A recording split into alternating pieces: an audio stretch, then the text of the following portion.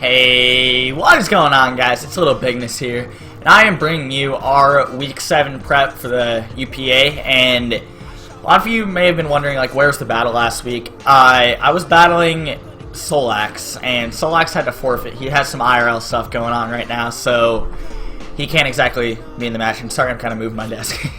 But anyway, this week we have the Harlem Garchompers. Garchomper is a joke, okay, whatever. And it's coached by Swaggy Pichu, who I think is a really cool guy. You guys should go check him out. He's actually a really good content creator. Anyway, you can see his team right up there. And he has Clefable, Entei, Slowking, Dugtrio, Gourgeist, the super version. Or extra large. Some people call it extra large. So, then Lickitung, Mega Pidgeot, Jirachi, Nidoking, Lucario, Gligar, and Ariados. And a couple things I noticed were he only has one hazard remover in Gligar. I think Mega Pidgeot might get defogged, but he would never be running it. And also, what was the other thing I noticed? There were a couple things that were told to me. And I just noticed that he can kind of do really well against my core, provided he has the coverage on a lot of his mons. So this is one of the scariest matchups for me. And I'm not really ready to do it. Anyway, we have Blindside, our Sneasel, and it's the Life Orb variant again. Ice Shard, Icicle Crash, Poison Jam knockoff. Now, I originally had Pursuit on here to try and Pursuit Trap the Jirachi. I found it was kind of worthless. I gotta watch out with the knockoffs on the Lucario anyway. Lucario really walls this thing out entirely.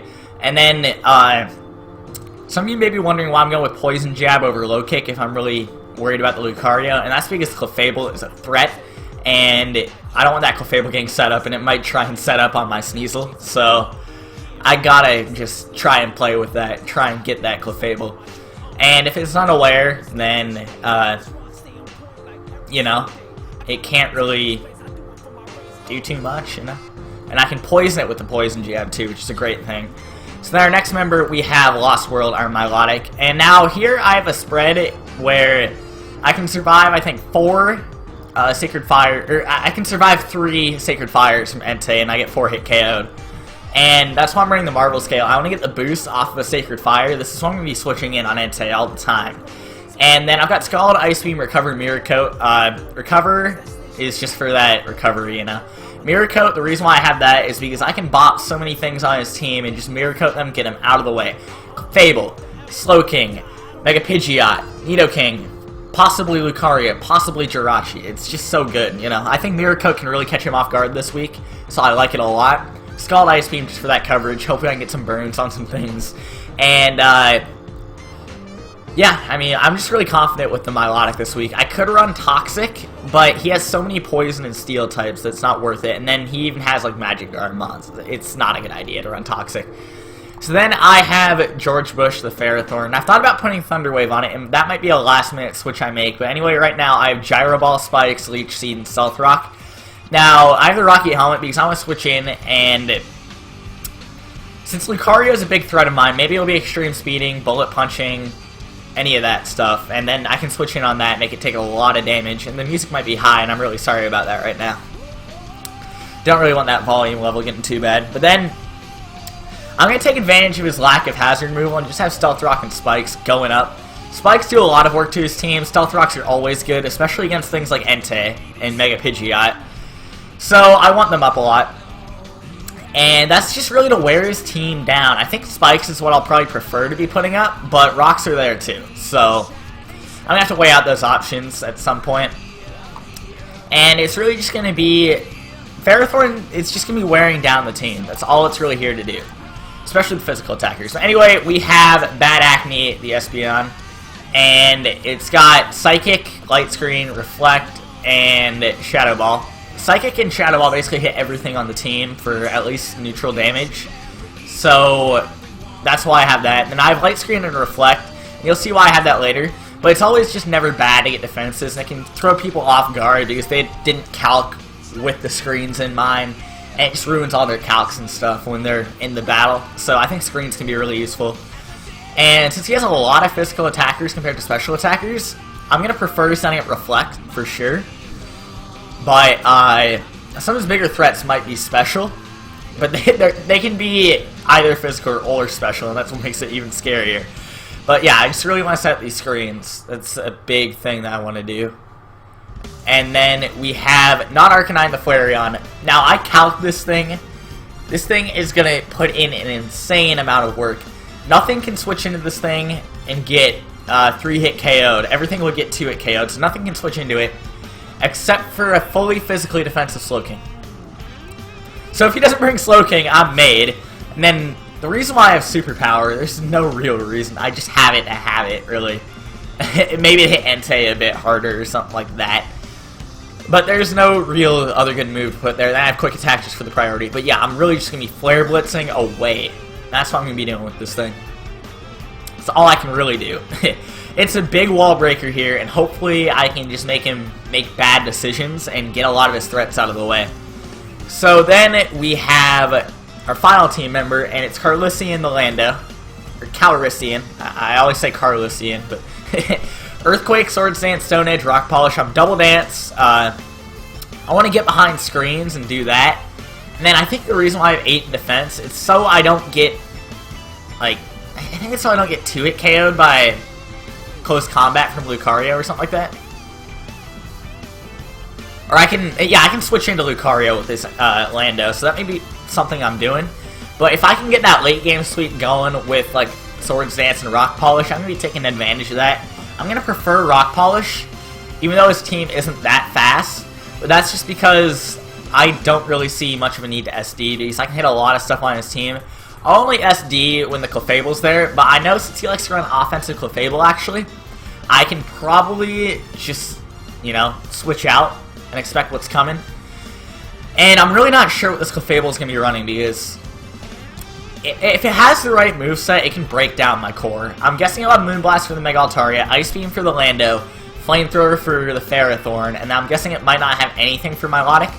And then even if that happens, his strongest move for Milotic is going to be Moonblast, and that can lower my special attack, in turn raising it. So Milotic's probably going to be my switch into an offensive Clefable, so that's what I'm going to be watching out for. And then Lucario's the other big threat, and I'm really not sure what I'm going to do to it. I really just have to get this Lando in on this Lucario. If Lucario isn't brought, I'm made. Otherwise, I just have to wear it down with Spikes and Rocky Helmet. And then, I don't have much of a chance against this Lucario. So anyway, I'll see you guys later. And I don't have anything to counter Lucario, in case you're wondering. Anything. I'll see you guys later when we get to the battle. Hey, what is going on, guys? It's Little Bigness here, and I'm doing a post-com of the battle because I had a live com going, but the live com, it just wasn't great commentary because my dad was in and out of my recording area, so the commentary sucked, and I just want good commentary on the battle. I want this to be a good vid, not an enjoyable one where I'm just like, you know, wondering where my dad is every 5 seconds, like, you know.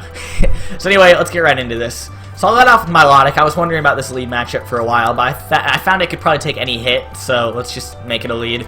And then he leads off with Nidoking. I thought his Nidoking was going to Thunder Punch me here, but in fact he switched out because apparently he couldn't kill my Milotic, and he wanted to take a safe hit with Slowking. So I went out to Ferrothorn expecting him to Thunder Punch, and I wanted to weaken the Nidoking a little bit, but it turned out to be even more in my favor. And then his Slowking has Flamethrower, and that was a big worry. But I just decided, hey, Leech Seed, he might switch out here because he might not have anything for the Ferrothorn. So I expected him to go for another attack because I assumed he was offensive at this point.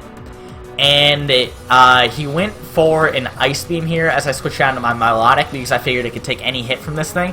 Now I was wondering if he was packing the Grass Knot just to be like this Mon to weaken my core, really.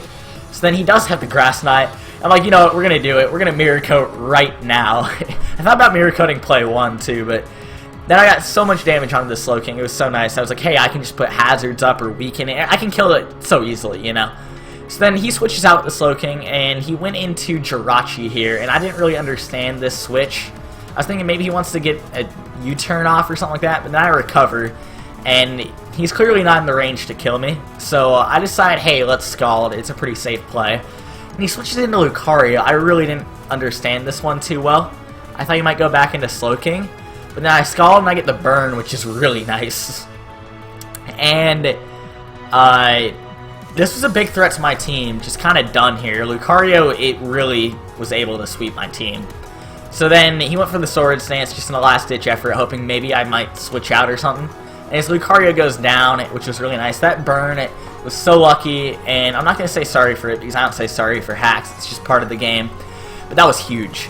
So then he went out to Clefable, and I was like, I don't want to stay in on this thing. I want to just weaken this Clefable right now.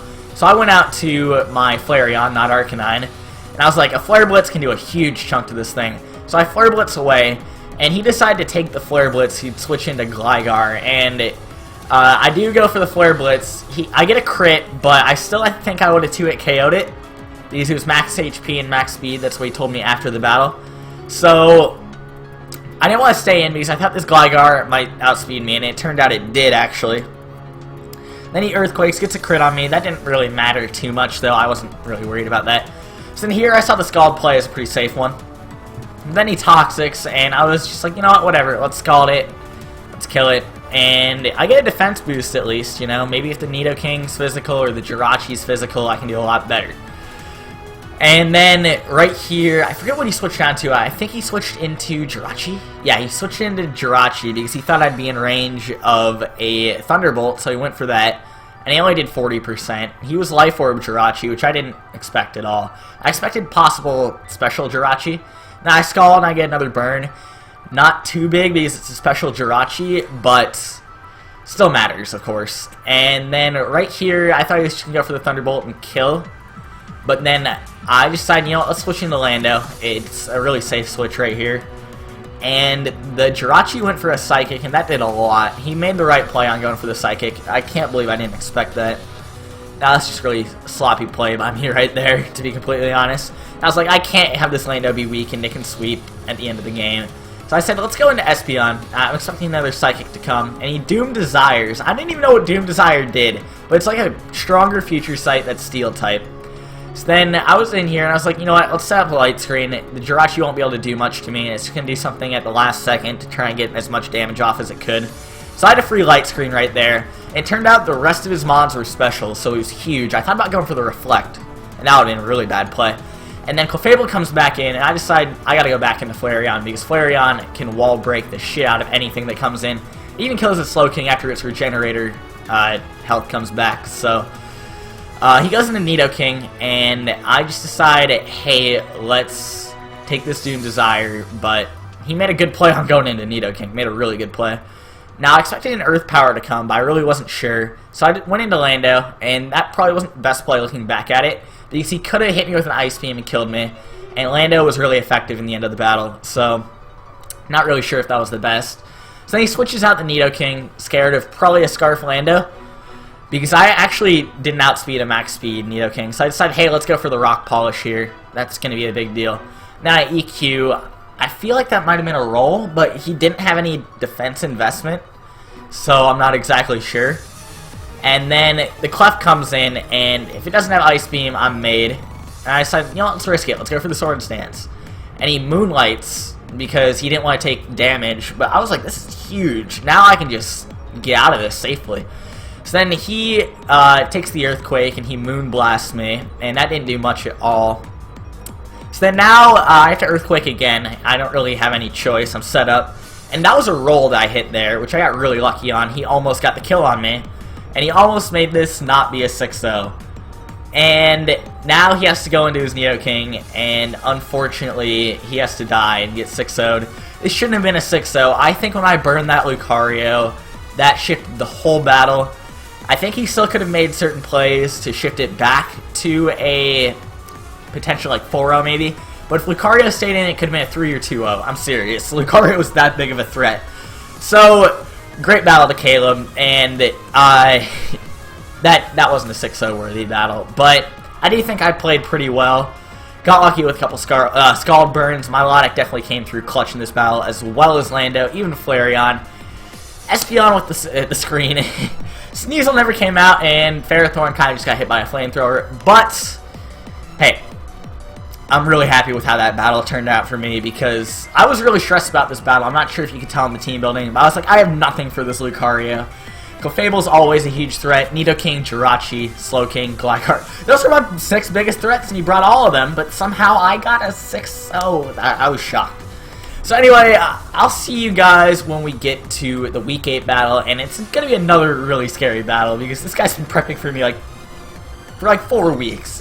He's been wanting to beat me, stop my undefeated record, and he is a great battler. So hopefully I can go ahead and beat Michael, aka the Saiyan Kirby. If not a huge deal, because I think we do have a playoff bid guaranteed now. Yes, it is guaranteed, actually. So I'll see you guys next week when we battle Michael. Hopefully we can keep this undefeated record going. Peace!